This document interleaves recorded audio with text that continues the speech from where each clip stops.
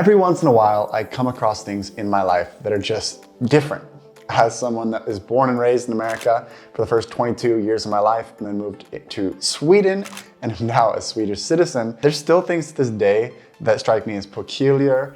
And being that this channel is really focused on talking about cultural differences between countries, anytime I experience enough of these differences, I jot them down in my notes. And when I have enough of them all together, I bring them to you guys on this channel of things that I've noticed that are just a little bit weird, specifically in this video about Swedish society. So without further ado, let's talk about these things that are uniquely Swedish. This first difference is rather simple, but it can lead to a lot of confusion, especially this time of year, because this is the time of year where everyone is telling their employers what days or weeks they want to take off for vacation in the summertime. Well, we can leave aside the fact that people in Sweden get a lot more summer vacation or just vacation days in general compared to people in the US. I've already discussed that on this channel.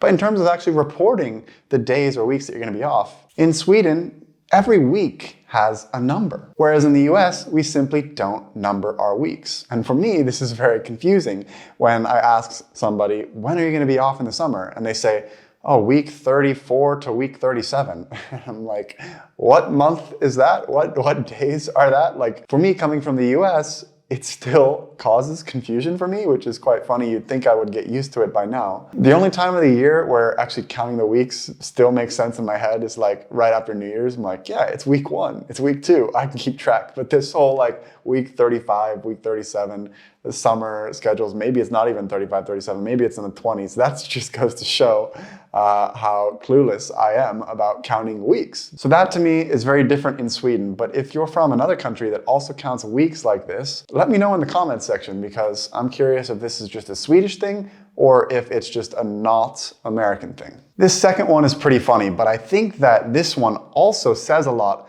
about the culture on a deeper level. And this is the concept of provanställning, or trial employment, if we would translate it into English. In Sweden, it's a lot more difficult to fire a permanent employee. Businesses have to document a bunch of things and jump through a lot of hoops if they want to fire someone who is underperforming. Generally, in the US, it's a lot easier to fire someone. Now, keep in mind, this could vary from industry to industry, but as a general rule, it's much easier to fire somebody in the US than it is in Sweden. But in Sweden, you have this 6 months of trial employment. And pretty much during this first 6 months of trying out a new employee, the business can let them go if it's not working out. It was quite interesting because we had a new employee come into our company who is just a superstar. She does such an amazing job at everything. And I remember she'd been working with us for about 5 months. And she goes, you know, I'm kind of nervous. I'm still on my trial employment period and I have to stay on for 1 more month in order to convert it to a more permanent employment. And I thought to myself, you're doing such an amazing job. I don't think there's any reason that you should be worried about that. Then I got to thinking to myself a little bit about my own mindset and what it would mean to work a job in the US. And pretty much in that situation, your entire career is a trial employment period, because if you're not doing well, it's much easier to be let go. Whereas in Sweden, you have this sense of security once you're permanently employed, which you see translates to a very relaxed and secure work environment in Sweden, whereas in the US, people are always pushing and working hard, working extra hours, going above and beyond outside of their work hours. So I think this concept alone, and the fact that it's harder to fire someone in Sweden, really contributes to this work-life balance that a lot of Swedish employees have, versus the hustle mentality, which is really ingrained in American culture. This next one is something that I've never fully adjusted to, let's be honest. Now, there are elements of this which are very nice. In the wintertime in Sweden, we all know that it gets very cold and very dark. But one thing that Swedes are really good at is making the meal times very cozy, very comfortable. They like to light candles, make it mysig is the word in Swedish for making it cozy and a nice vibe. I, for one, really enjoy the mysig vibe. But the one area where I find that it can be a little bit strange is when it comes to eating meals. So imagine this. You're at home with your Swedish partner. One of you has been working hard in the kitchen for a long time to prepare a meal that looks absolutely stunning.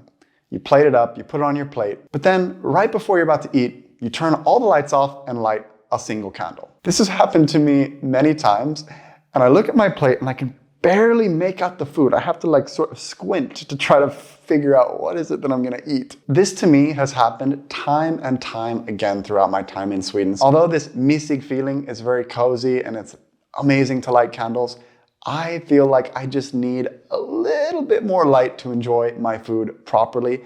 If there was a light with a dimmer switch, then maybe, not having it at the full dimness, but a little bit brighter. I don't want to eat in a completely bright room, and I think there is something to be said about a cozy ambiance, but I think Swedes are comfortable with having the light level a little bit lower than I'm comfortable with when it comes to eating. This next difference is very interesting to me as someone that has just recently become a Swedish citizen. And that is the difference in if you were to say you wanted to give up one of your citizenships. The US is a country that taxes you over the entire world. I mean, there are rules in place that you can deduct some taxes from a country that you're living in against what you would have to pay in the US. But the US is a country that's very unique in that you have to file a tax return even if you haven't lived in the US for years and years and years. Just the fact that you're a US citizen means that you have to file your taxes there. So there's a lot of wealthy individuals that consider giving up their US citizenship, especially if they have another passport. I don't think I could ever give up my US citizenship, but out of curiosity, I looked into what are the implications if someone wanted to give up their US citizenship, or on the other side, if someone was Swedish and wanted to give up their Swedish passport. If an individual decides to give up US citizenship, it clearly states that you can never become a US citizen ever again. They sort of have this policy that you're either with us or you're not with us, and if you decide that you're not with us, then that's it. In Sweden, if you decide to give up your Swedish citizenship, it doesn't really seem like they're as harsh if you want to become Swedish again. Not only can you become Swedish again if you want to, but you'll actually be fast-tracked and have a faster process than people that have never been Swedish before. In terms of rules and punishments, the US can seem like it's a little bit more of a harsh culture compared to Sweden. Whereas in Sweden, things are just more relaxed and people are more forgiving. And you see also the difference in Swedish and American prisons, which I also discussed in a previous video on my channel. That said, the cultural differences are quite interesting. The last weird difference that I want to point out in this video is when it comes to advertising, and specifically when it comes to advertising alcohol in Sweden. According to Swedish law, you're not really allowed to advertise alcohol. So what do the beer companies do, or the alcohol companies in Sweden do? They advertise their product, which is 0.0% alcohol. I think it's kind of funny because everybody knows when you see an ad for Norrlands Gold, a 0.0, that it's just a way of their actual beer being top of mind, and it's just their way of going around the rules and, abiding by the rules. But it's weird because in the US, or most other countries, I believe for that matter, you can just advertise alcohol. It's not a big deal. But Sweden has a very special relationship with alcohol, and I've discussed this many times with their Systembolaget stores, their state-run liquor stores that control the sales of alcohol. And on the flip side, America is kind of weird how we have our commercials for prescription drugs quite often that you can ask your doctor about, and then you'll watch a commercial and there'll be a big list of warnings and side effects that they have to verbally say on the commercial. I've never really seen a commercial like that in Sweden, but I do think it's a little weird that in Sweden they have these advertisements for 0.0% alcoholic beverages, and in the US it's weird that they advertise prescription drugs. So guys, those were the top 5 weird cultural differences that have been on my mind lately. Let me know in the comments down below which one you think was the weirdest, and if you think that there's anything that I missed in this video. I look forward to seeing you guys in another one soon.